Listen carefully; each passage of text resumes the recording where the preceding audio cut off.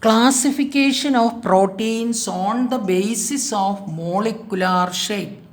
Proteins may be classified on the basis of molecular shape. Proteins may be classified into following two categories based on this molecular shape. 1. Fibrous proteins. The proteins which consist of linear thread-like polypeptide chains arranged or twisted form fibers are called fibrous proteins. The polypeptide chain present in such proteins are held together by hydrogen bonds.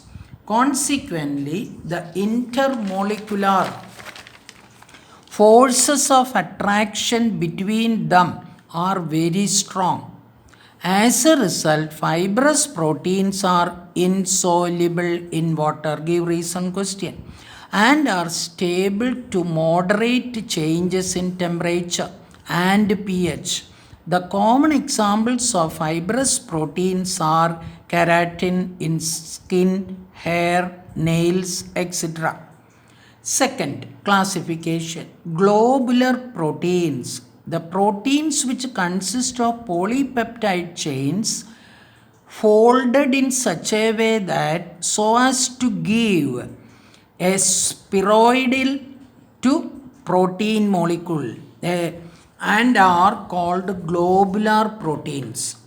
During the folding of the peptide chain, the lipophilic or non-polar hydrocarbon ends are pushed inwards, while the hydrophilic, that is polar water soluble groups, are pushed outwards. These two changes makes it soluble. Therefore, the polar hydrophilic groups can interact strongly with the water molecule. This is why globular proteins are soluble in water. They are very sensitive to changes in temperature and pH. Some common examples are all enzymes, several hormones such as insulin, etc. are the examples for it. There is a table in page number 925, the differences between fibrous proteins and globular proteins.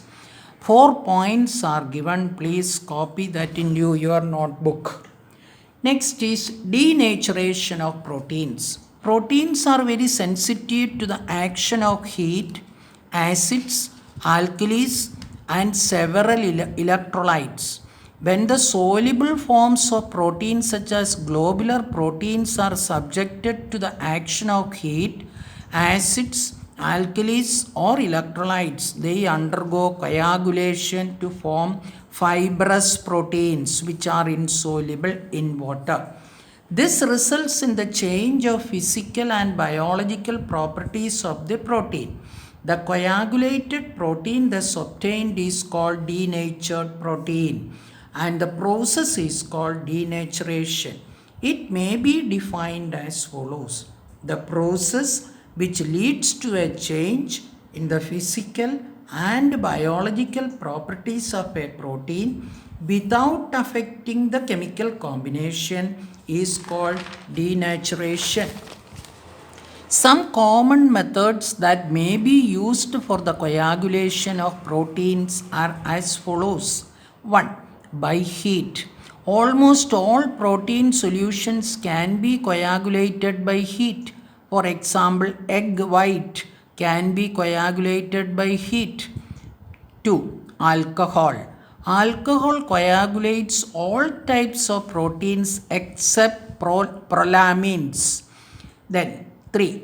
By concentrated acids. Concentrated inorganic acids like concentrated hydrochloric acid, concentrated sulfuric acid, concentrated nitric acid, etc. may be used to coagulate a protein. Fourth one, by salts of heavy metals. Heavy metal salts such as mercury chloride, silver nitrate, etc. can coagulate a protein. Next one, by alkaloidal reagents. Certain alkaloidal reagents such as tannic acid or picric acid can also precipitate proteins from solutions. Last one, by radiation. Ultraviolet or X-ray can also coagulate proteins.